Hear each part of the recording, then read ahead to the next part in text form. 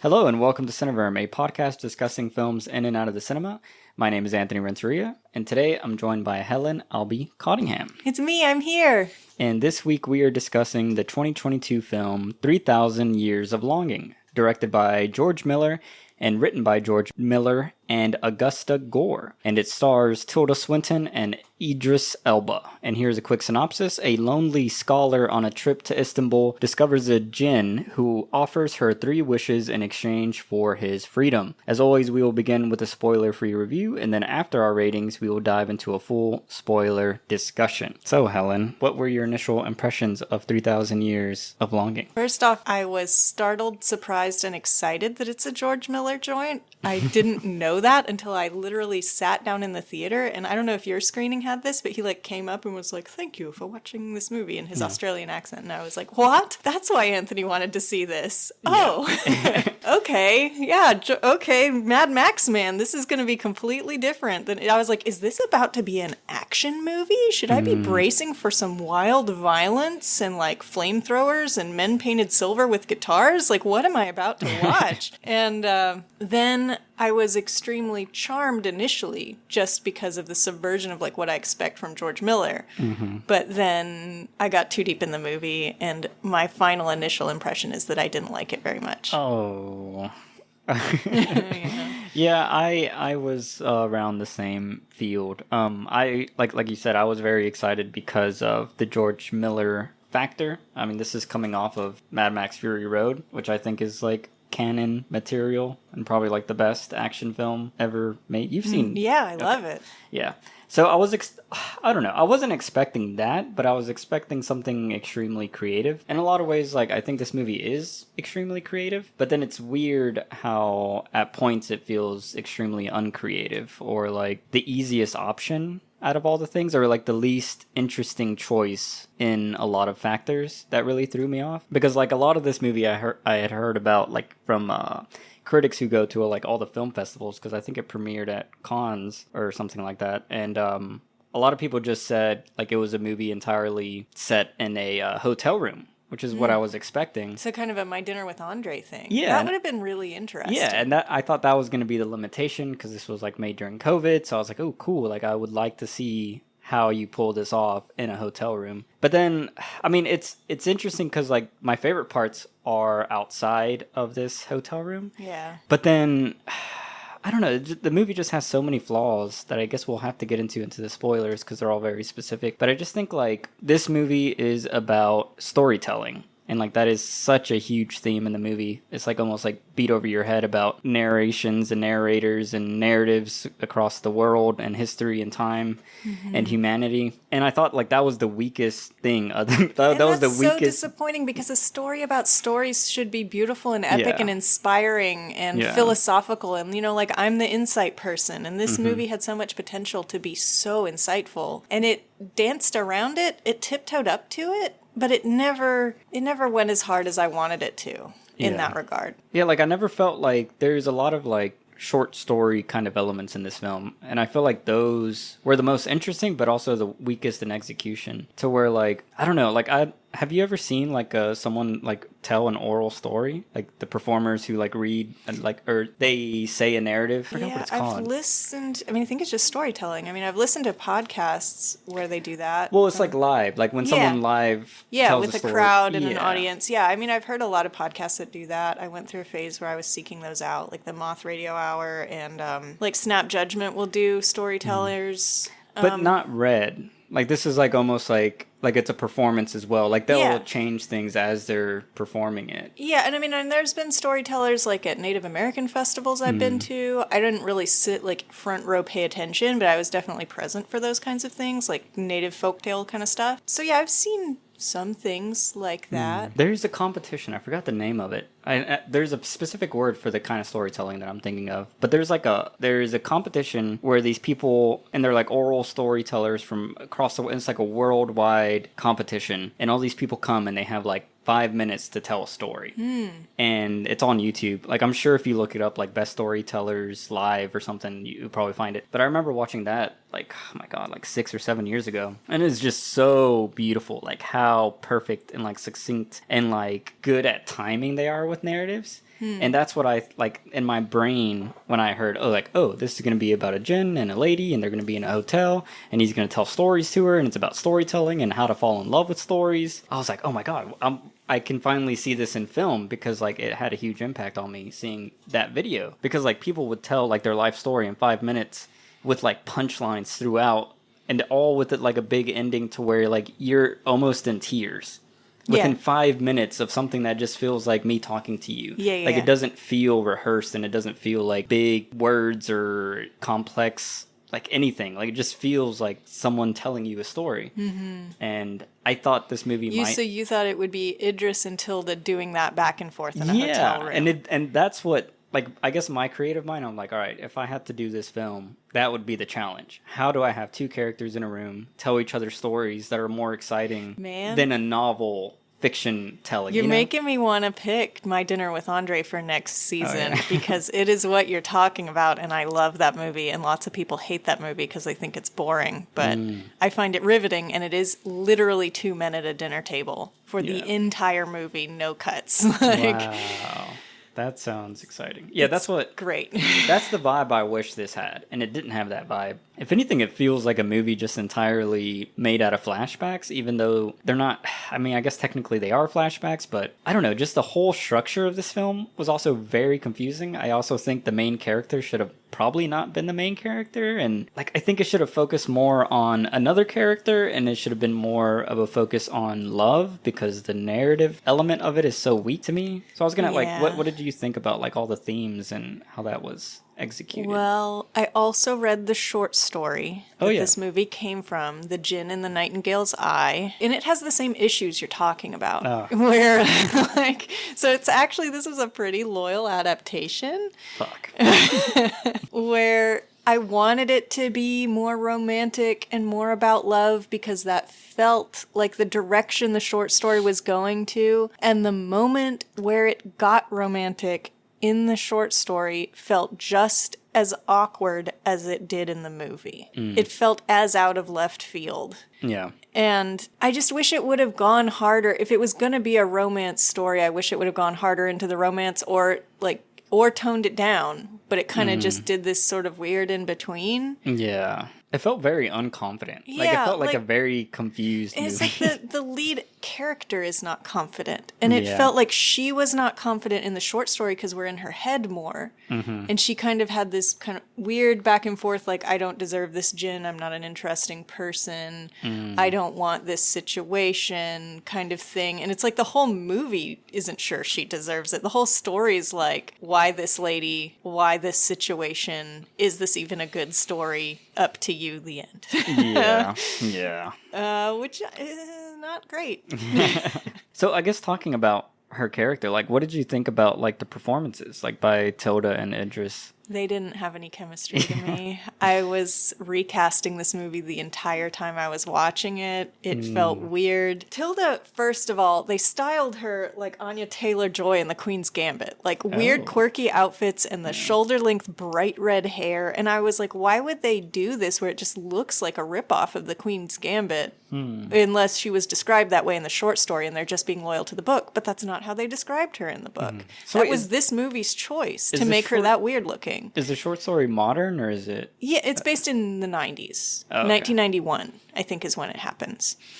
But yeah, so you're saying she looks like the Queen's Gambit? Yeah, she's like, like kind of weird, large-eyed, short, bright red hair, weird, quirky outfits, like kind of an eccentric British woman. And it's like, that's how all eccentric British women look, apparently, is they have shoulder-length, bright red hair, and flashy clothing. Okay.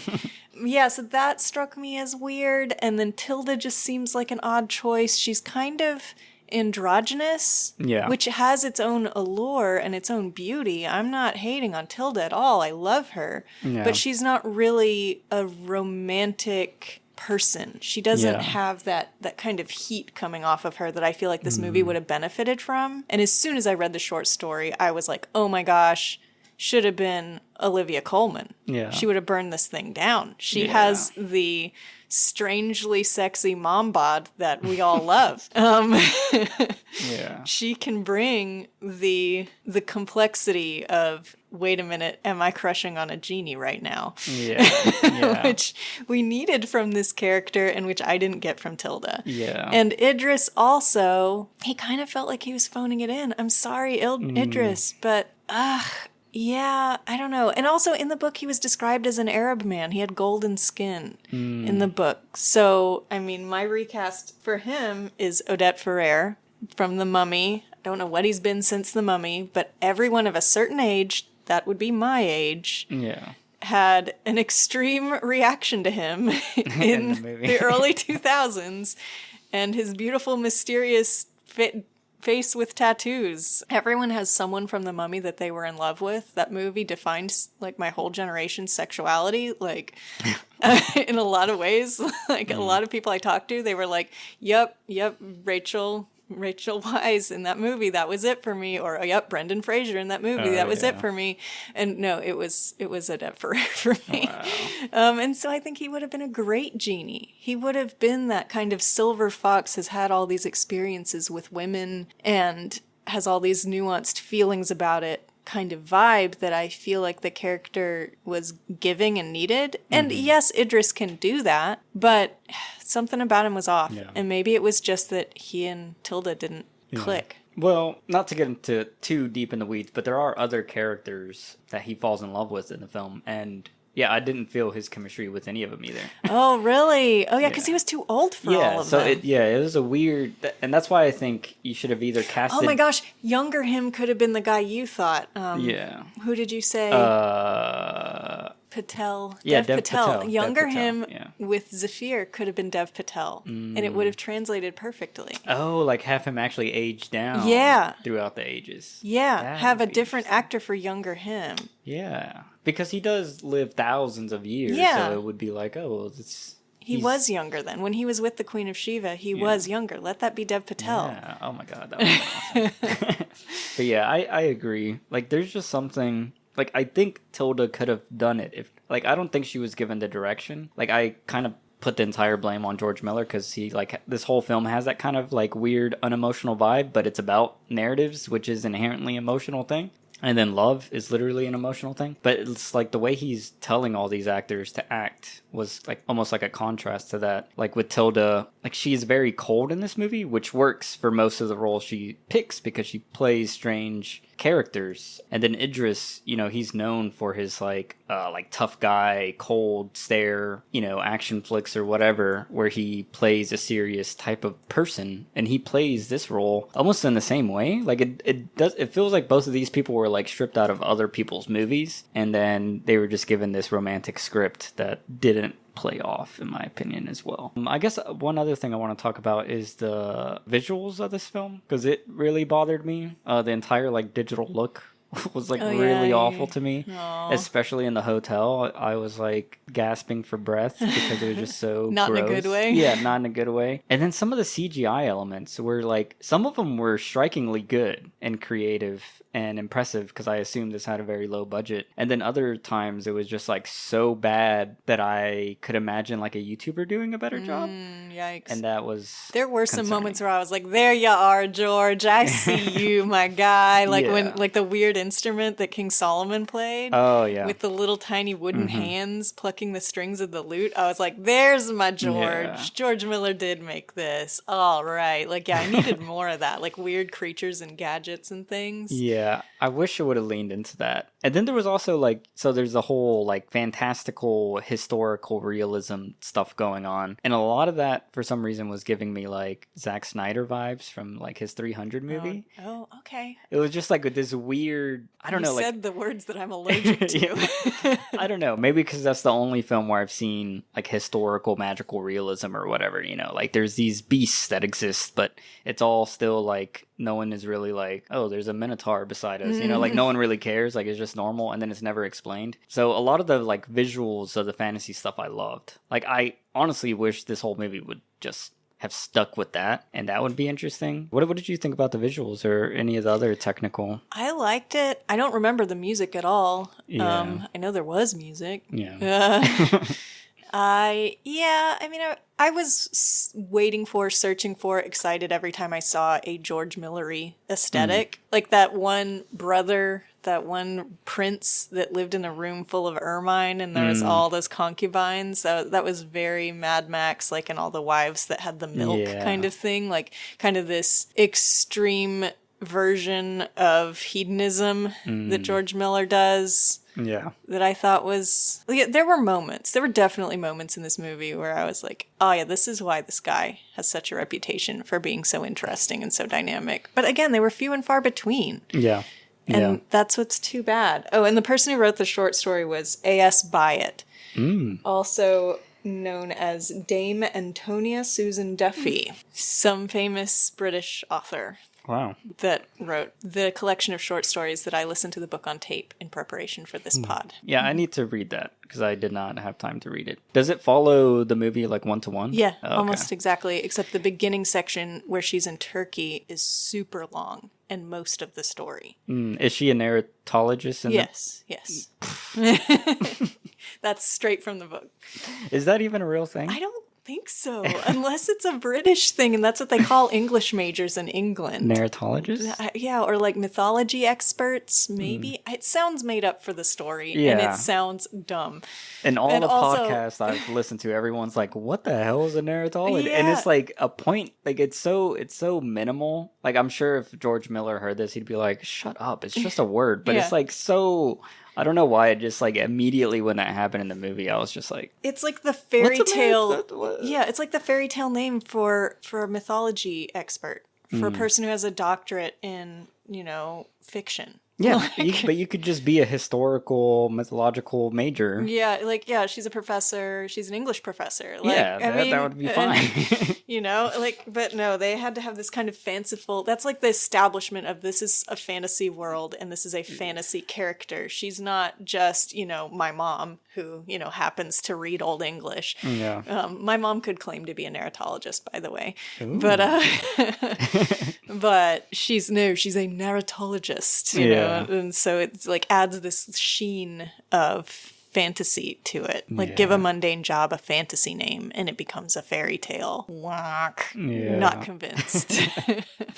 Well, before we wrap this up, what is your rating out of 10 and any other final statements you want to give? Rating is a 6. 6 out of 10? Mm-hmm. That's good. Well, my rating is... what is my rating? I think I will also give it a 6 out of 10. I was like wavering back and forth between a 5 and a 6, but I think I'll push it over to a 6 because it does have interesting elements. Even though like I have problems with a lot of the technical stuff and a lot of the writing and some of the creativity, there's also a lot, like you said, there are like bursts of moments that feel like, oh, this is George Miller and this is an interesting idea and concept. Like that character you talked about who's with all the women, that was probably the most interesting like B storyline that we have. And then also there's another woman character that I won't reveal too much, but she is like an extreme learner of things and she's very passionate about her education. There's a very and her intellectual woman in this movie. And I want to give this a higher rating because it's so female driven. Female performances, strong female characters, like that should be candy for my brain. I should be like high-fiving this movie and it still fell flat on me somehow. And I guess I'll get into why more in the spoiler section. Yeah. So I agree with that. Like, the very interesting female characters. And then also like portrayals. Like there's, like you were saying, like an entire sequence where some people like started laughing in the theater and then you realize the movie isn't making fun of these characters. Yeah. And then you're just watching it like a normal movie. And I was like, whoa, that is a very cool subversive, interesting, Could have been more subversive if it was Olivia Colman, if it was a woman with a more traditional body and it was a romance about a 50-year-old woman. But instead it's strange, ethereal, non-traditional looking Tilda. Yeah. And it could have been such great representation for all of our 50-year-old narratologist moms getting to have a romance for them. Yeah. Who would you recommend this movie to? George Miller fans. I think you should, if you're a completist. I think you will get stuff out of this movie if you love him. No, I think everybody should give this movie a shot. If you're a fan of I Dream of Jeannie, if you grew up on watching that on TV Land like I did, then you'll probably like this or hate it, depending. Yeah, no, I think this was a fun, interesting movie. Like, if it's raining and it's Friday, watch it. Yeah. It's a nice, but it's not like brilliant or amazing, or like if you are a film nerd and you want to see technical things put into, no, it's just a movie. Like, just watch it if you feel like kind of putting on a movie. I will say one final thing before we get out of the review. There was many moments where I felt extremely bored. Oh no, and that's probably I was never bored. I will say that. There was extreme boredom and basically all the hotel stuff bored me to death. I was so distracted by the fact that she had not gotten dressed yet. It drove me crazy. I was like, how long was that story? She could have been like, hang on, I'm just going to duck in the bathroom and put on my pajamas. Like every time it cut back and she was still in her bathrobe, I was mildly infuriated. So maybe that kept me from being bored. Well, okay, that is going to conclude our review portion of 3,000 Years of Longing. If you don't want to be spoiled, you can pause the podcast now. And while you do that, don't forget to subscribe, rate, review, or comment on what you thought about the film or our takes on it. You can follow us on Facebook, Instagram, Twitter, or email us at cineverm@yahoo.com. And you can visit our website, cineverm.com, for our canon list and written reviews. And then also check out my YouTube channel, A Lonely Critic, where I do solo reviews. If you're into video game news, check out my podcast, Headset Chat. And if you're a reader of books, check out my book club podcast, Read, Drink, Talk. And if you're into Let's Plays, check out my gaming channel, A Lonely Gamer, where I am playing through the backwards compatible original Xbox games on YouTube. And lastly, check out the Movies for Decades podcast, where Helen and her brothers Colin and John discuss films through the decades. But now we shall spoil this thing. Yeah, so do you want to know my alternate title for this? Yeah. Ever wonder what it's like to have sex with a spicy angel? Why spicy? Because jinn, they really go into what jinn are in the book. Mm-hmm. They're spices? Well, no. They're demons, but they're not all demons. They're angel, like it's like in Islamic mythology. There's angels and demons and jinn, and some jinn are tricksters and evil, and others are believer jinn. And he says, I'm a God-fearing jinn, so he's a believer. Mm-hmm. So they're devout, but they're chaotic. So they're like angels, they're divine, but they're not really angels. They're spicy angels. They're unpredictable, dangerous angels. Oh my God. Is there a better word for like a little bit hot, a little bit dangerous, a little bit unpredictable? I think it's good. It's just, just thinking about Idris being a spicy angel. Again, why Odette Ferrer should have been the character, because he would have been a better spicy angel. Oh my God. He should have been a little bit more hot-headed, a little bit more fiery, because they're creatures made of fire, born of fire. He's like, you creatures of dust, and I am of fire. And he's, when they kind of do the sex scene, and he's kind of dissolving and reforming, and when he comes out of the bottle, there's all these sparks. Yeah, that stuff I really love. Like the actual, it's like the weird scientificness of all of it, like how, she describes how they're made. Yeah. I don't remember exactly, but they do go into it. And I love the visuals of all that. That's they're the kind stuff. of these immortal entities that are made out of different, made out of electromagnetism. Very cool, like kind of hard sci-fi almost for a second. Yeah. But so angels made out of fire, spicy angel. Delicious, right? Yes. It could have been so hot, and it wasn't hot at all. I would go with electric angels. Okay. Electric boogaloo. But what does it angels feel like to lick a battery? Yeah, now that you're saying that, I do like it's strange that Idris and Tilda have the same exact performance. Like they're both calm, cool, lonely people. Mm-hmm. And then it doesn't make sense that this being made out of like electric energy is so chill. Mellow.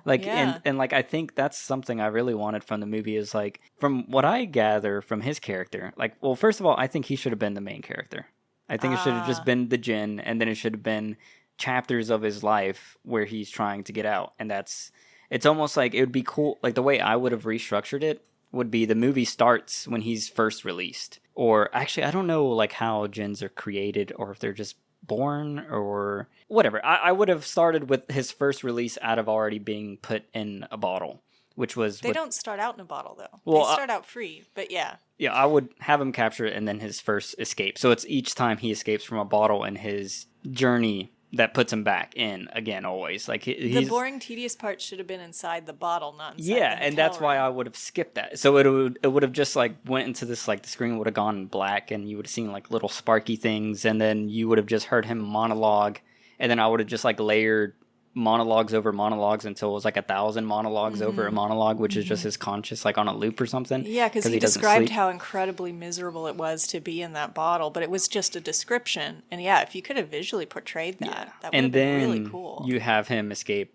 Besides the whatever moment where he is trying to stalk people, like he's like a specter or whatever, that was cool. I would have had that. But I think it would have been cool just to see these chapters of his life when he's out of the bottle and he can't help but like just hopelessly fall in love with someone. And I think that was like the coolest character trait, and I think that would have cemented the theme of the love, is that he's like a genie who needs 3 wishes, but then he also is like he's kind of like a failed genie, like he's doomed to always repeat because he keeps falling in love with the people who release him. Yeah. And then I think that would have fit the love theme, and then it would have been cool if his whole passion is storytelling, and he would tell these stories to these people to try to get them on his side so they can get the 3 wishes. But then he would inadvertently fall in love with them as they're listening to his stories. And it would be like that writing, like, it'd be like an author or something getting all these compliments from a person who they're attracted to, and then they're like, oh my god, wait, I'm in love with this person, but I'm trying to get something out of them. Like, it would be so cool in my mind. Like, I think that would have been a cool way to approach it, and then have each relationship end because of whatever reason, like the same reasons that happen in this film. But then when you reach Tilda's character, then you're like, oh, she is the perfect one because she's a narratologist. Yeah. And they can actually connect. You can see why they're like meant to be a little bit. And then that could have like led to like he was always meant to go through these people to find this person who would actually set him free. Yeah. Because she loved him more than the others, where they all wanted something out of him, but he also wanted something out of them. So you're playing with that element of like, well, I just need 3 wishes. And then they're like, well, I want 3 wishes. And I don't know. Yeah. I just think that would have been a cool engine of a story if it would have been This is that. why it's actually better sometimes to not be beat for beat loyal to the book. Yeah. This is the whole problem with adaptations. And, some people get so mad if they change things about the book. And then sometimes you read the book and you're like, wow, the movie was better. The movie fixed some slow parts in this thing. And this movie was too loyal to the story in every way. And it should have bent and changed. I mean, it's not like this is a famous text that everybody's going to be comparing it to. No one has heard of this thing. Why? And he was so loyal to it. It was centered on her and her thought process and her struggles and her insecurities. She was so bogged down by her insecurities, especially in the book. Or to me, it felt that way. And it's weird because in this movie, she's like, no, I'm content. I don't even have wishes. I have a perfect life. Yeah. And in the book, there's so much more turmoil. She wishes to have her body be made look younger as her first wish in the book. Wow. Which is, really interesting. Like that whole stuff about her talking about her body and how when she was in her 20s, she was afraid of it and she felt like she owed it something. And then when she was in her 30s, she felt more comfortable in it. And now that she's in her 50s, she thinks it's ugly. And so then when she asked him to fix her body, she said, make it the body I had in my 30s. And he was like, but you were more beautiful in your 20s. And she's like, no, but that body was dangerous. And she told the story of this man that assaulted her in her 20s. Oh, shit. Yeah. And then... See, like, why?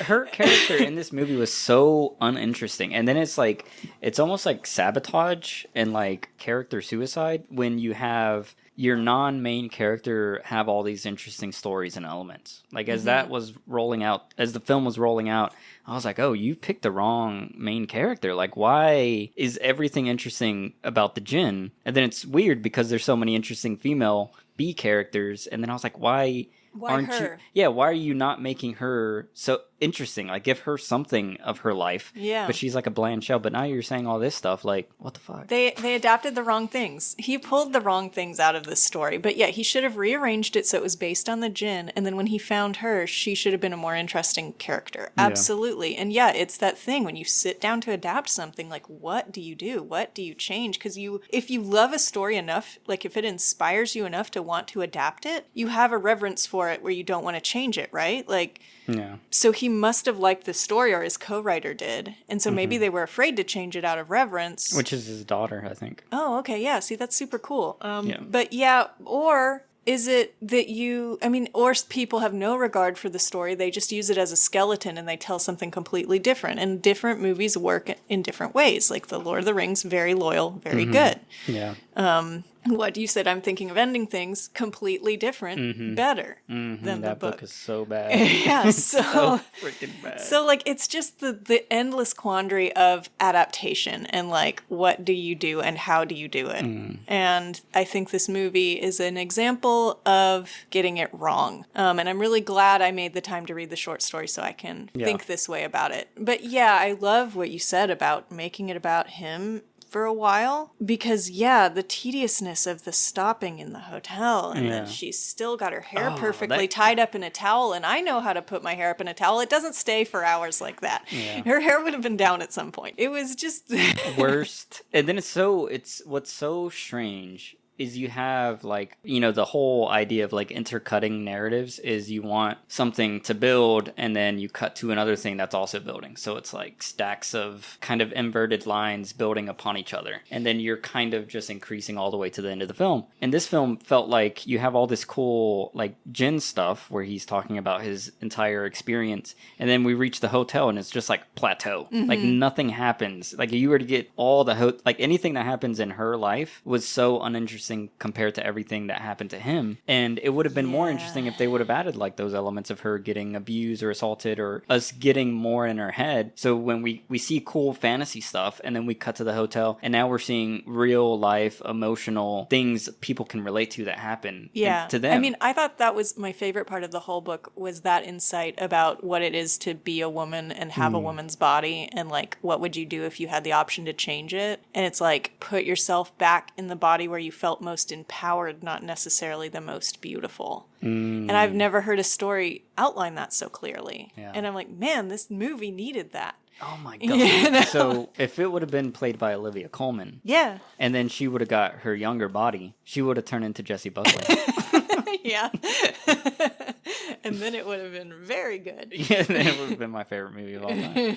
And then maybe the Jin would have been like, well, let me turn back to my younger self too. And then it would have been Dev Patel. Yeah, and then we have both of our favorite picks. This is the dream movie. Yeah, we're fixing it. We're fixing it. Yeah, and so I'm going to bring up the Mary Sue trope now.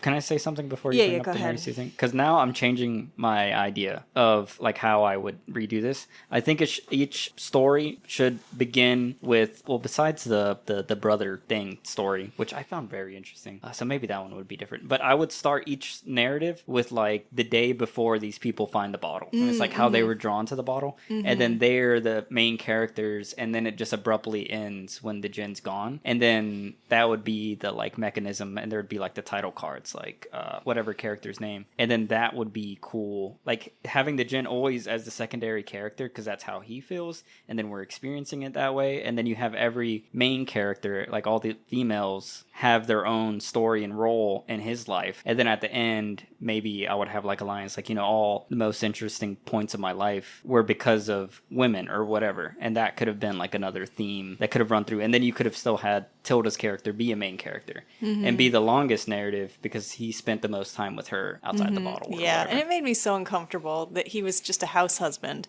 Oh yeah. And then also, like, the hotel thing, like, I can imagine, like, that's probably the plainest, most boring hotel I've ever seen, and like the way it was shot was supposedly bad. a fancy hotel in Turkey. It should have been nicer than that. And it looked like complete, like, everything was so plain and like, it was just all like I don't remember the exact colors, but it all felt like everything was white. Like, the walls were white, the floor was white, the chairs were white, her blanket was white. The hotel described at the end of the book for when somewhere they went right before she set him free was a hotel in Toronto, and it was snowing outside, and it's like the hotel was designed to make you feel warm, and they have this whole little sequence in the book describing the warm colors in the hotel room, the browns and the oranges and the reds, and how comfortable it felt, like fire in there, and how cozy it felt with the snow outside. And she stood with the Jin and he flew her over the lake, and they came back to the hotel, and it was like this very, like, why couldn't the movie been that? That makes it, that's not a good adaptation then. And see, like, this is like I used to like write screenplays for like directors around Birmingham or whatever, and then I'd write these like stories that they tell, like they give me like a pitch, like, oh, it's about this guy, whatever, robs a bank, and then I would have to like fill out the narrative, right? Were any of these ever made? Like 2 or 3. Where are they? Oh, I don't think they're online. Oh, okay. Yeah, there's like a weird thing with like indie filmmakers. Well, they'll make something and then they'll sit on it for like 3 or 5 years, and then they just never release it. This sucks. But anyways, this reminds me of like adaptations remind me of that experience, because it's like you write this cool narrative thing, and like let's say you were to write something for me, right? And then I grab it and I'm like, ooh, I'm gonna do this, and this, and then I tell you like, well, I just want these things. Can you cut everything else out? And then you'll look at that and it'll be the most boring bullet points of this. It's like, well, actually, it's about these other things you're trying to cut. And then they're like, yeah, but this is what I like. Yeah. And then it just feels like, what is the point of this? This is so dumb. Yeah. And like now that you're saying all that, like this feels dumb. Like this adaptation feels dumb. Like you're not making it better, or you're not making it your own, and you're not adapting it 1-to-1. So you failed in like every category, right? Because this is something I brought up in the Read Drink Talk podcast, but I don't think I've asked you directly. Like, what do you think is the best way to adapt a work? Is it 1-to-1? Is it creative liberties? Is it redo the whole thing? What? I think you have to understand the medium you're working in. Yeah. And what makes a good movie does not make a good book, and vice versa. So you have to figure out what elements of a story are cinematic and pull out those. And that is a secret, sacred art that not everyone can do, and maybe no one can, but Peter Jackson got it, you know? Yeah. He got the most cinematic moments out of Lord of the Rings and left out the dull, boring parts. Because I have read at least The Fellowship, and it's a slog. I'm sorry to all you fans. I'm so sorry. But there are some parts of that book that are a slog, and they're not in the movie. And all the parts that make that story sing and stick it in your mind are on the screen. Yeah. And it's like having the presence of mind to read a story and say, I can visualize this in a visual medium. This part, not so much. And so I think it's good to change as much as you need to change to make it translate onto film. And I know that's a vague answer, but so it's not like a change everything or adapt it. I think it's always wrong to adapt it word for word. I think that's always a bad plan. I think 1-to-1s, but also change too much and you've totally killed the soul of the story. Keep the soul of the story and have the presence of mind to know what the soul of the story is. So that's the problem. So the people who do bad adaptations do not understand the soul. Yeah. So like in this, like I think he was interested in the fantasy and the science and the ideas, but he wasn't into the actual feeling of what this woman was feeling as a 50-year-old woman, and then the love that quote unquote happened between them. Also, in the book, it felt weird the moment that she asked him to love her. Mm-hmm. It felt just as weird and stilted and out of left field in the movie as it did in the book. So was that the second wish? Yes. Okay. That's the second wish in the book. Is there a description of a throat swallowing? No. That was a cute little visual cue in this movie though. Like when anyone fell in love with anyone, they had like a big swallow. Yeah.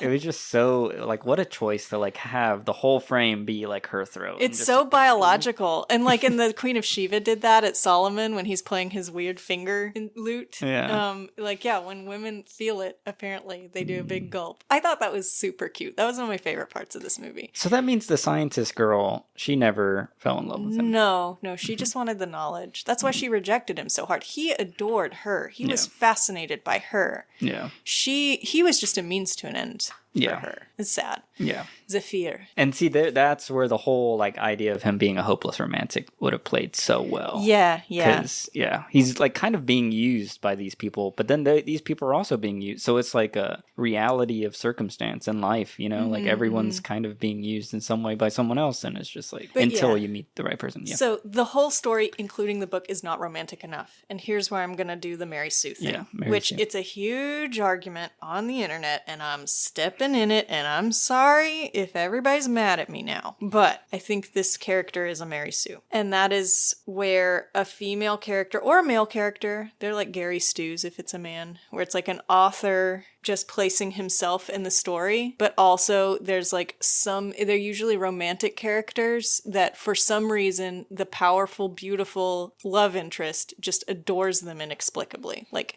Bella from Twilight is the ultimate.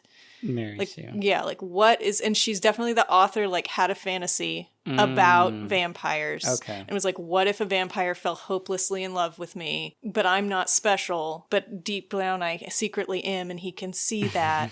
And it's like this person that is both like extremely flawless to an unrealistic way, and then also Normal. kind of grotesquely normal at the same time. Normcore. Yeah, and so it's like that fantasy of like a 50-year-old woman who's a narratologist IRL. Like I'm calling out the author, who I'm sure is a lovely person. And I read 4 of the 5 short stories in her book, and this was the least good one. This one that became a movie. Like, because it felt like her just being like, what would it be like if I had sex with a djinn? She just was like writing, like she had done all this scholarly work, because the first 2/3 of the story really is just like history of Turkey and djinn and mythology in this part of the world, which is fascinating for my nerd brain, but also would not have translated onto the movie. Good thing they cut that all out. Yeah. But cool for the book. But yeah, she's just like, she's this woman who is an expert on these things, and like, wouldn't it be amazing if me, an expert on djinn, got a djinn? It'd be so hot I'd want to fuck him. Like, that's sort of how it felt. It felt like Bella. It felt like 50-year-old Bella. Like, this author is kind of hot for genies and kind of wants to imagine that a genie would fall in love with her and kind of insert herself into this romance. So that's how the book read, though. Yeah. Okay. That's Yeah, because sort that I didn't get any of that from the movie. Okay. And I think I would have liked it more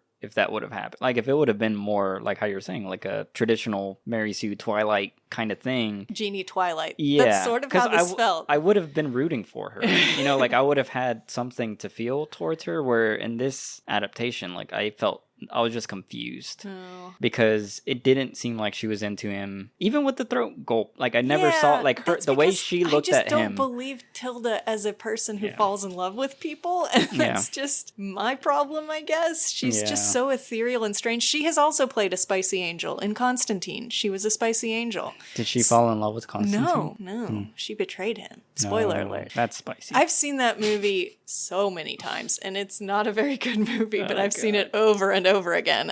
Yeah, she's a spicy angel in that, so maybe she was too busy critiquing Idris's portrayal of a spicy angel. She was just remembering her time in Constantine and wishing she wanted to play the djinn. I bet. Yeah, I think she would have done a better job as the djinn. If we would have flipped them, I think that would have been more That would have been really interesting, yeah, because he could have been like kind of a trundling, nerdy, scholarly British man. Yeah. I think that would have been a cool expectation flip, like Idris the muscle man, Idris this, sexiest man on earth, according to People magazine or whenever that happened. A contender for James Bond is a nerdy English major man with like, he could have had like little glasses and like been kind of hunched and been kind of shy, and that would have been so charming. And like hardcore heavy British accent. Yeah, let it all out. Yeah. Is there female djinns? Yeah. Okay. Because I'm like thinking back, like I've never seen a female genie or djinn. Well, you haven't watched I Dream of Genie. Oh, that is female? Yeah. Oh. Yeah. It's a whole sitcom. This was also just gender swapped I Dream of Genie, just the 1960s sitcom where a man finds a genie and keeps her as his wife and he's careful not to make any wishes so that she won't be free, and she wants to stay, and they're in love. Hundreds of episodes of this thing. This is not a new idea. Yeah, I think even that element in this movie was so weak. Like the whole, like, I'm going to release you. Like that should have felt like, like the ending of Lassie kind of, like, go on, be free. Yeah. But it was just like, all right, bye. Yeah. Come back in my lifetime. He promised he would. Yeah. Sometimes he visits me in the park and we walk arm in arm like normal 50-year-old people. Yeah. But yeah, no, so you don't think the movie read as a Mary Sue. The book did. Yeah. That bothers me though, because this whole like... So what's your problem with Mary Sue's? Is that a problem? I think it is. I think it's just a poorly fleshed out character. Like, I don't, like, give yourself and your character more credit. Like, there is to something enticing and interesting and sexy about you and about this character. She kept being like, no, I'm not interesting. No, I don't. Like, the genie kept pressing her, tell me your life story, tell me your life story. And she's like, no, I'm really, really boring. But do they... So this is another element that I think I kind of said in the review. Like, I wish it would have been them just telling stories to each other. In the book, does she tell any stories to him? No, she fights it for a long time. She tells as few as possible, and she's as vague as possible, and he even gets mad at her at one point where it's like, none of the characters you describe from your life sound like real people. They all sound like specters or something. Like waxen figures in my imagination or whatever he said. Yeah. Like, she's kind of ironically a terrible storyteller, even though she's a story expert. And again, it's just like this kind of underselling, downplaying, here's this extremely drab woman.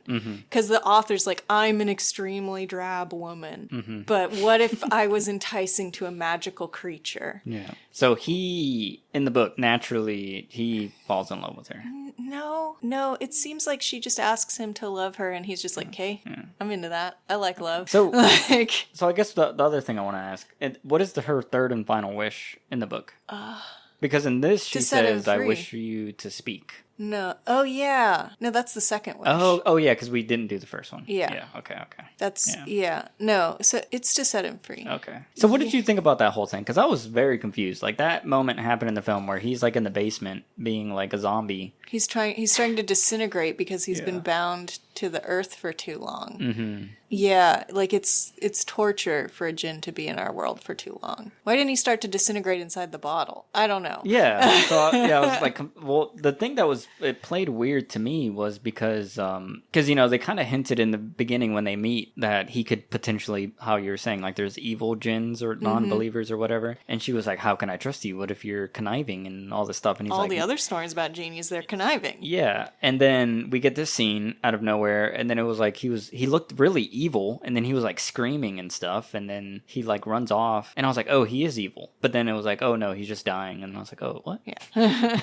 Yeah. Like, they didn't start hinting at him feeling bad at any point before that. So it was just like very abrupt, like, oh, now he's dying. And it would have been cooler if it was more like all the cell phones and TV signal are screwing him up, and that's why he's dying. Because I thought that was a really fascinating little sci-fi element, that like the air is so crowded and it's like giving him a migraine, and he's like struggling to function because of our technology in this time is on his wavelength. It's electromagnetism, and it's interfering with him and himself. Yeah. And maybe that's why there are less jinn in the modern era. And and that was something about in the book where it's like, your sky is so crowded in this day. It's so depressing how crowded the sky is.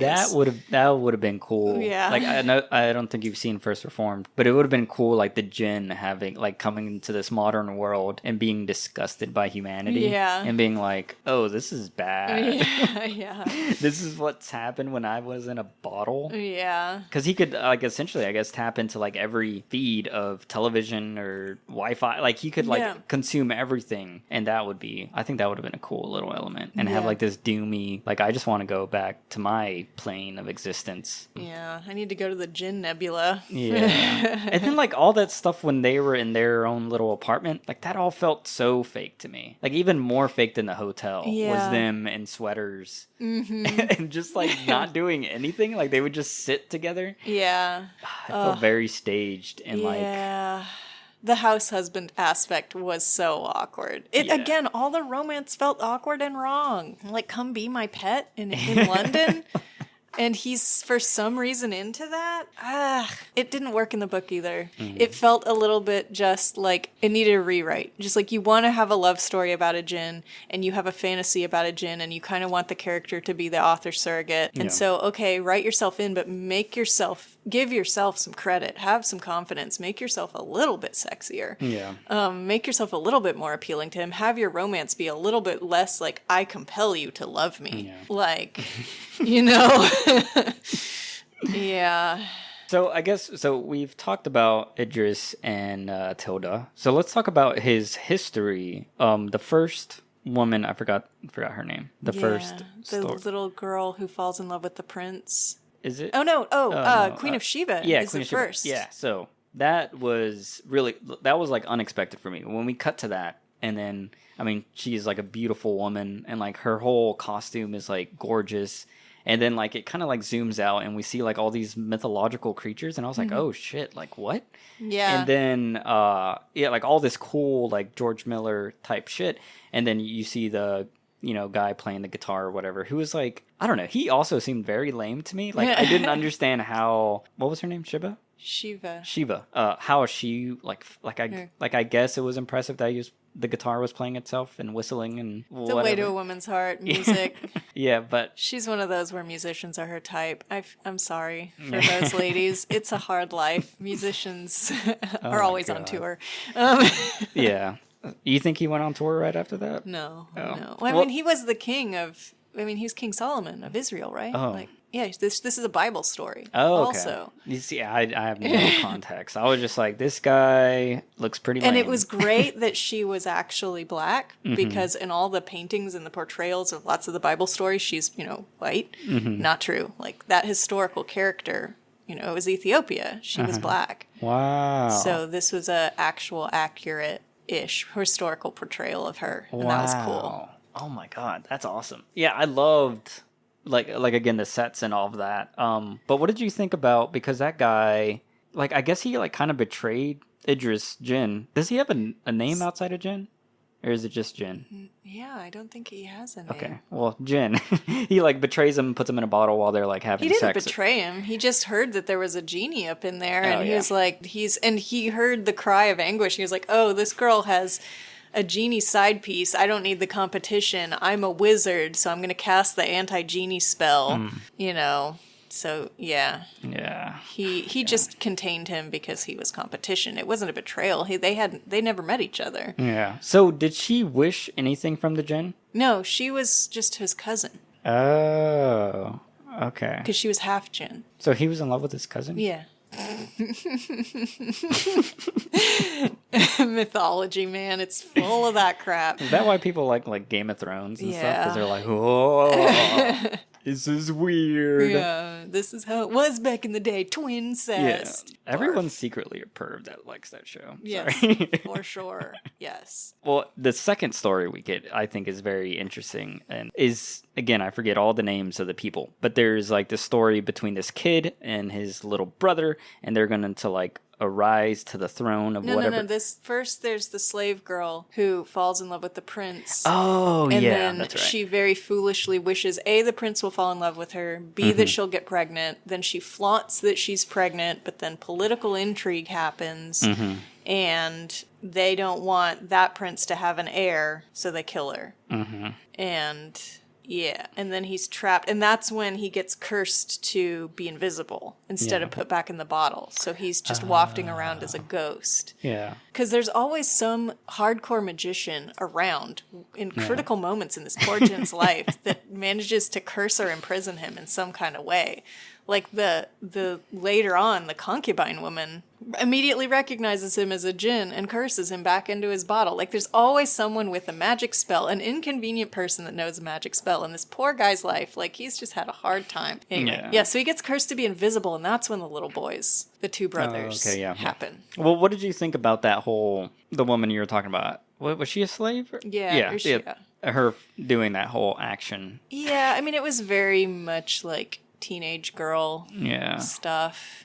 Like, and it could have been cheaper and grosser, and it did seem like the prince actually did fall in love with her, and she actually did fall in love with him, and she was just overconfident and didn't understand the politics of the situation and was just excited to be pregnant. And it's sad. Bad that happened. But I don't think the Jinn was in love with him, with her. Yeah. He felt just like, protective of her. Yeah. And then I guess the other, I really loved how, I think the final shot of that little narrative is her like on the rocks, like pregnant, like dead or whatever. Yeah, in the, like, in his ocean. lap and the waves and the castle tower. Yeah. That was a very beautiful image, like almost like painterly. It was very striking. But yeah, and then we get these two young boys who are going to arise and get older throughout the story. I really liked this narrative the most because it was just so interesting having this young guy, you see him as like a little warrior or whatever, and then he like ascends to the throne, and then he just becomes like this wild, bloodlusty, like freak of nature. He gets bad PTSD and gets super battle traumatized and hardened, and and that old storyteller. There's your storyteller and then character. He never says a story.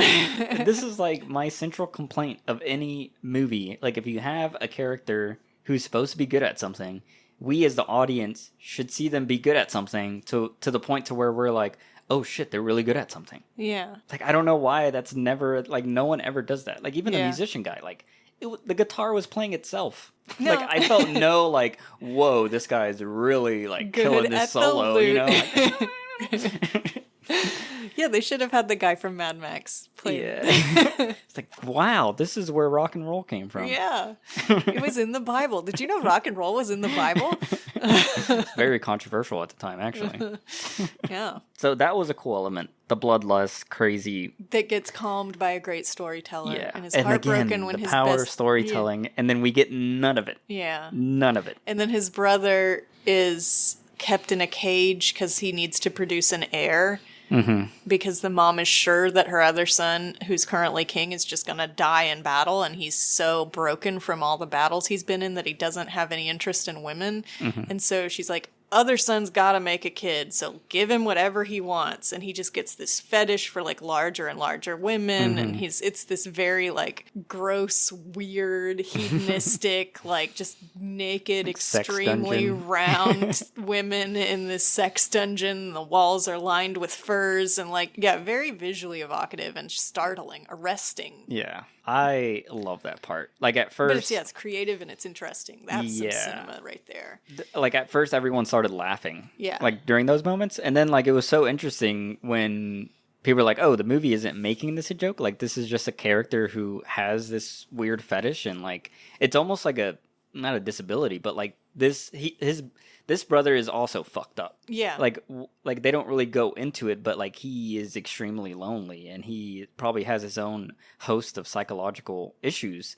And then it's so cool having the contrast of violence, and then he is like just pure sex all the time. Yeah. And it's like, oh, the two components that make a man horrible, sex and violence. And then it's just so cool, like having women in this film, like actually shown in this way. Mm-hmm. And like, it never felt like the camera was like making fun of them, and it never felt like very male gazy, even though they're all nude all the time. Yeah. Like there was a very like boring nonchalantness because they would just walk around, just walking down the hall. Just they would just be laying down, doing whatever. And like we never actually see him like have sex with any of them, so it's not like a straight up porno or anything. They're just like lingering around in the same way that like in most films about this era or that show this stuff, it's always like orgy fest. It's like, oh, look at all the gods and goddesses, and everyone's just having an orgy and eating grapes at the same time for some reason. And this felt like probably how it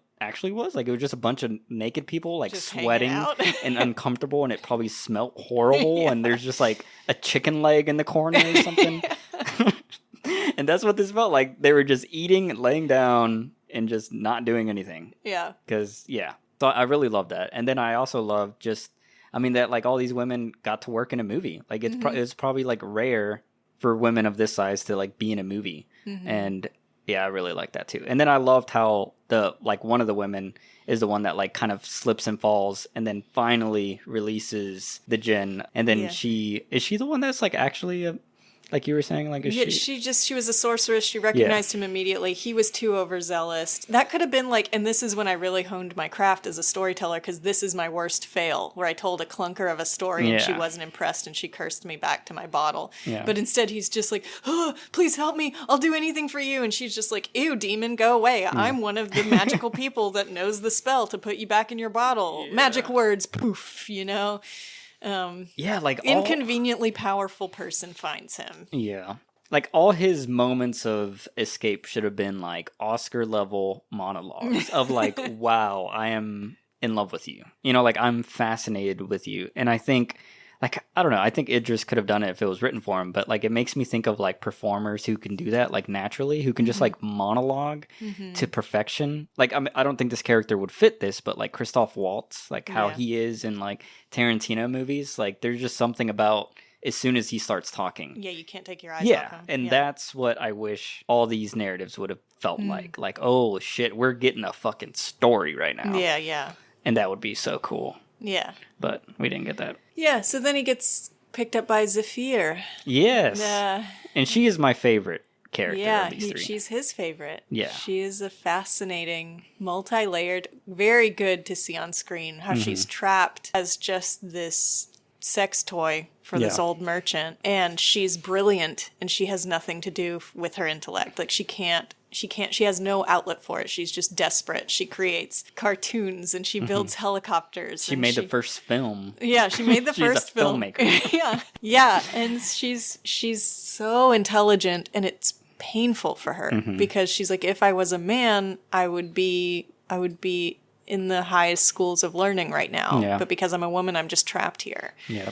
And yeah, it's, See, I wanted like a whole night sequence of them laying down, just her talking about these insecure. Like, I know there are scenes where she says it, but it feels very rapid and unrealistic. Like, I would have loved like to just have them have a moment of like kind of silence and then her just airing out these grievances. Yeah. And that's where like he could really connect and fall in love with her. Because even him falling in love with her, it was all like kind of said in voiceover. And like, and then I fell in love with her. It's like, no, I want to see the moment it happened. I want to hear what she said or what you felt. And I do like how we do see a lot of her like creativity and intelligence. Like I was saying, all the other characters, like they're quote unquote good at something and we don't really see it.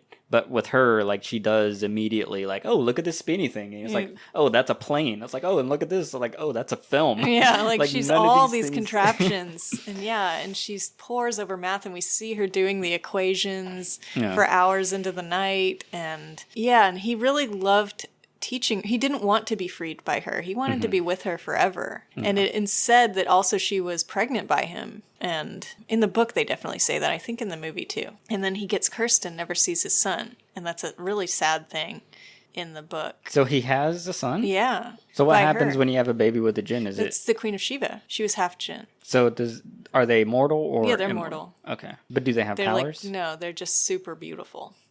Okay, so this is totally Twilight. It's like, well, they glow in the sun. They have no acne. Yeah. But anyway, he loved her. He really wanted to be with her forever, and he was so in love with his ability to teach her and enrich her life. So what did you think about that? Because that was a confusing part where she's like, I want all the information in the world or education or whatever. And then I was like, oh shit, we're about to get like her brain is going to explode. And we're going to like zoom into her eyes and it's going to be like, you know, like that weird movie with Bradley Cooper. Yeah, I thought we where were you Limitless. Limitless, yeah. And then her eye pupils were going to expand and she was like, I know everything. But instead, just a bunch of books pop up. Yeah. And I was like, that's all they had then. Like, he just got her access to every book ever written, basically, and taught her gave her the ability to not need sleep so she could just read and do math all night. wait, that was in the book? And that was in the movie too, I think. No. He was like, I taught her the djinn ability to not sleep. Really? Yeah. Holy shit. Yeah. I need that ability. Yeah. Now I know what some of my wishes would be. The ability, yeah, I don't have to. Well, it would be like, I guess that's a trap. Is like you say one thing and then there's like the unintended consequence. So like, I don't want to sleep anymore, and then like you just die after 5 days because you didn't sleep. Yeah. So I would have to like I would really have to not need sleep, like biologically. Yeah. I think every wish would be like, you know how like companies, when they make like a statement or whatever, they have like all this like subtext and like things where there is no loophole. Yeah. I would have to like contact like a legal expert. Like, all right, I want fine no print sleep. with your genie. Yeah. And to have like, you know, like doctors and experts and sleep scientists, like, all right, we need to get this down to a science. Yeah. And then turn in like a 30-page document. Like, all right, this is my wish. It's a way to do it. That's basically what Tilda was trying to get at. She was like, you're going to trick me some kind of way. I have to find a foolproof wish that there is no trick And to this it. is the other thing that I don't get, because, you know, I already forgot her name, but She's the most interesting character. Zafir? Yeah, Zafir. Her final, or not final wish, the wish that makes him disappear is like, I wish I had never met you. Yeah. And then I was like, oh shit, that was emotionally charged. It was awesome. I loved how it played out. But what's confusing is like, do you, like, if you just say, I wish blank, does it automatically kick in? Because we see Tilda be like, I wish for this biscuit. I wish for this tea. I wish for whatever. And then none of those happened, but technically she did. He told her why that didn't work in the moment, though. He Why? was like, you can't just wish for things that you... Oh, it has to be a deep desire. Yeah, it has to be your heart's desire. Damn. Yeah. So all that legal document would be for nothing. No, but I mean, if it's your heart's desire to not need sleep and you did the research... But if I intellectualize it too much, then it just becomes not a desire. I don't think that changes intellect. Intellect doesn't change desire. Okay. So I'm good. I just think it just doesn't need to be casual and practical. Like, oh, I wish to be sitting in a chair. Oh, wow. Like... Damn. And then you're like, wait, I can't get up. Yeah. But anyway, Zafir, and I think the whole movie could have been about him and Zafir with nothing else. Because they were kind of imprisoned by each other. Yeah. And then they're metaphors of both being prisoners of others. Could have been so fascinating and just endlessly drawn out and examined, because he didn't want to be set free by her. He wanted to be with her forever. And he was kind of trying to steer her in a direction where she would never make the third wish. And she wanted to make the third wish because she wanted to be free. From her situation, and she could have wished herself out of that situation at any time, but he kind of was like, no babe, let's just stay, let's just snuggle some more, like like he kind of wanted her to stay a prisoner of his, which is toxic. And she wanted to, he wanted to be her prisoner, but that imprisoned her. It's just the layers are so interesting. And it was so rushed through in the movie. Yeah, I totally feel the same way. And then that was the moment where he was talking about how much he loved Zafir that made Tilda gulp. So it's like when a man waxes poetic about someone else they loved, and you're just like, I want to step in front of that love beam and have, find someone who looks at you the way so-and-so looks at so-and-so. Oh, so that's not just a meme. That's a real I think that's a real feeling. Like, it's like she wanted him to look at her the way he looked when he talked about Zafir. Yeah. Like, that was arousing to her. Wow. And, yeah, good tactic. Talk about but also make the person you're trying to seduce jealous of how much you loved your ex. Wow, that works. Apparently she's made Tilda gulp. Gulp. I bet, I just imagine reading that in the script. Gulp. Yeah, because that's what did it for her. And that was also what I kind of found unrealistic and kind of frustrating, where it's like, why couldn't he have just been such a compelling person with his own interesting personality that made her fall in love with him? Yeah, that makes him totally like a zero, It's just like, he's such a hopeless romantic. I love how romantic he is. Therefore, I want to be with him. It's like, but do you actually like his personality? Yeah. Take her aside. But do you actually have chemistry, though? Yeah. So this is I just need to be her girlfriend. So this is actually like a realistic portrayal of modern romance.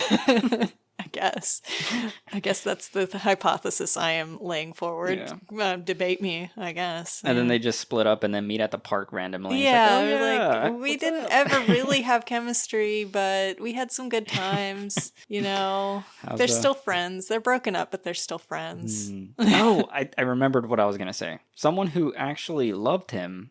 This is I think would be an easy way out. Would be your third and final wish. You would wish to become a djinn. So you could be with him. Yeah. And then you would just go on to the djinn existence and y'all could just, be magic forever. Yeah. Yeah. That's a real romantic story. It's go up into the stars together. And in Greek mythology, the great heroes become constellations. Oh. And that movie, the Neil Gaiman adaptation, Stardust, which is actually really good and people hate it. And I think it's really good. The movie, yeah.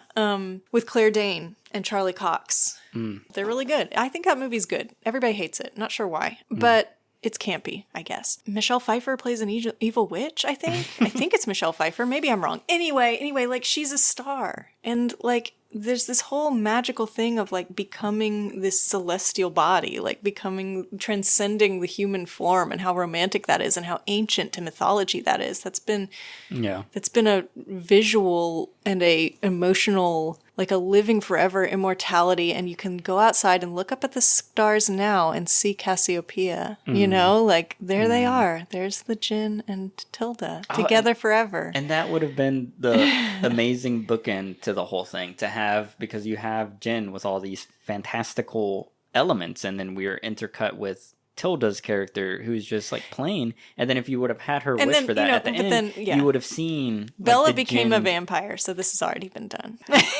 Yeah, sure. It would have just been Jinn Twilight. Jinn Twilight. That's what this is, kind of. Jinn Light. I think it would have been better. I think it would have been better. It would have been more romantic. Yeah. Which is like its central theme. The love of stories. Yeah. And two people that love stories falling in love. Could have been so good.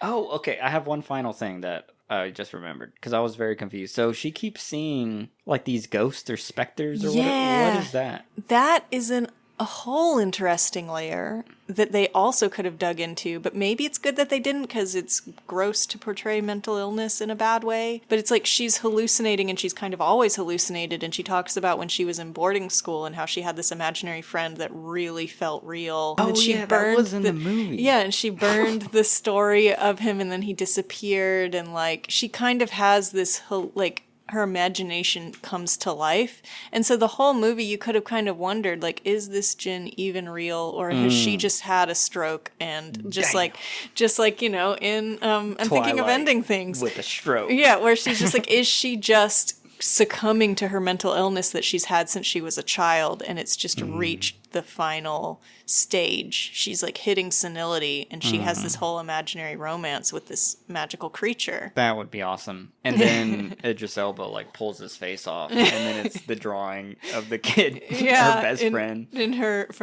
Yeah, and that moment where she describes her imaginary friend when she was in school, and he like holds her hand, is like, then we have a lot to do together. Like, it's almost like he recognizes himself.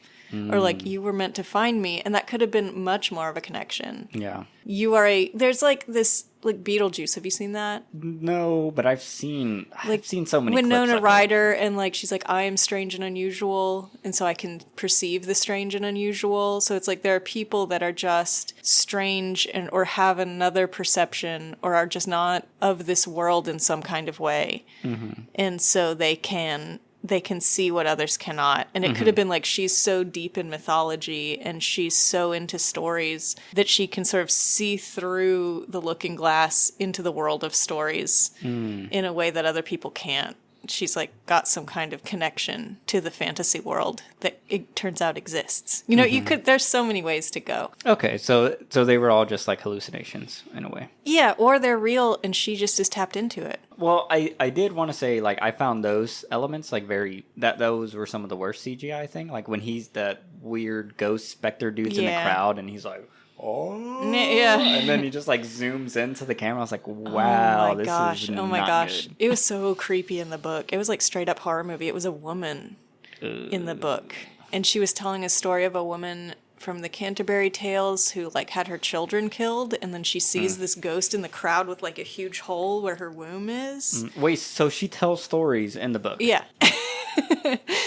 Yeah. What are you doing, George Miller? Yeah, there's so much interesting and like portrayal of female bodies in the book that was in this movie, but in different ways. Yeah, because that line, I didn't get any of it from the movie. I mean, besides the women large concubines. Women, we talked about, but yeah, I don't know. Yeah, I've already said it a million times, but now that you were saying she tells a story, like it would have been cool if Idris told a story, like, and she hasn't told him she's a narratologist yet, and then she could be like critiquing him, like, oh, you know, these elements you could have done better, like if you wanted that bigger emotional, like that would have been a cool element. And then, like, I don't know, I'm just like imagining how you have these people like trying to like, because you know, like if she's a narratologist, she'd be very smart about this subject, and then you have this guy who has thousands of years of experience of trying to convince people to make wishes. You'd think there'd be like a mental like like jousting. Yeah, that could happen. I think that would be very And it interesting. sort of started to happen every time he would be like, so you make that wish, and she's like, no, it could be a trick for this and that reason. I've read all the Jin stories. Yeah. Like, there was some of that playfulness in this movie, but Yeah. not enough, is what you're saying. Yeah, and I'm just like fantasizing about like cool performative elements like that.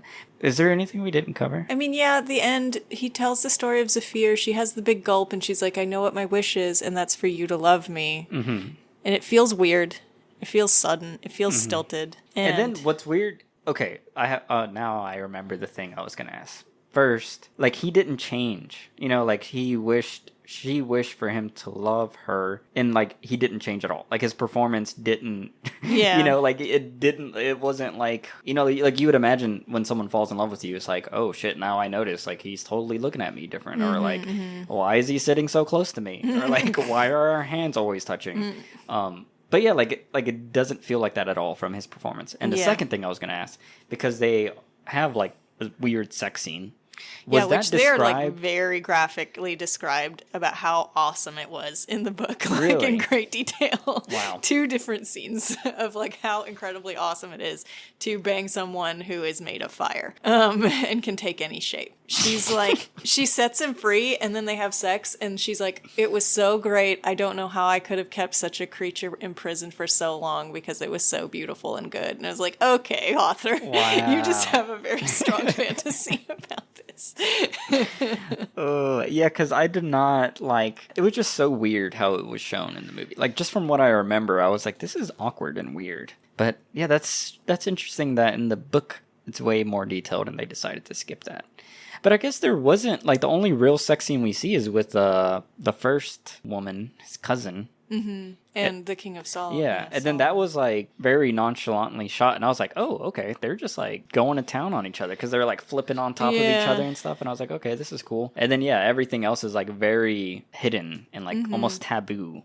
Like, even their relationship felt like, wait, are they not? Because I don't even think they kiss at any point. Yeah. So they just start doing the deed. It's all, like, very symbolic and representational. Like, she's just sitting in his lap. Like, yeah, and I wonder if that's just like a Tilda thing. Like, she doesn't do and the sex way scenes. I they don't know. were wrapped up made no sense. Like, they were like, I don't know, like, it looked like a pose of like a pottery thing or something. Yeah, it looked like a painting. But not a good painting. Oh well. Okay, well, that's all I had. I guess the final question is this canon? No. No canon. Jin canon? Eh. Tilda canon? Eh. Idris canon? Meh. Narratologist canon? Sure. Okay. Thank you for listening to this episode of Cineverm. We would be grateful and humbled if you could leave us a review or rating with your thoughts or comments on Apple Podcasts or Spotify, and if you could share us with your friends or family or Jen, as that helps us in our journey to spread the love of cinema. And we will see you next week.